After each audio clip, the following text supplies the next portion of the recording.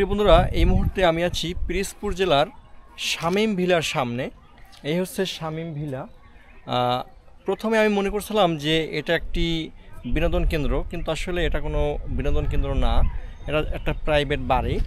Just এখানে মূলত বিষয়টা হচ্ছে এই যে নদীর পাড়টা রয়েছে, এই নদীর পাড়ে একটি ওয়াল রয়েছে, ওয়াল না, একটা বাউন্ডারি রয়েছে। এই বাউন্ডারিটা আসলে খুব নদীর কাছাকাছি হওয়ায় এখানে কিছু মানুষ আসলে মাঝে মাঝে একটু ঘুরতে আসে এই নদীর তীরে। আর এখানে মূল বিষয়টা হচ্ছে গিয়ে, এখানে বহিরাগত যারা রয়েছে তাদেরকে আসলে ভিতরে প্রবেশ করা নিষেধ। তারপরেও অনুমতি নিলে আসলে ভিতরে প্রবেশ করা যায়। তবে আমি ওইরকম বলবো না যে এখানে যে কেউ আসলে পরেই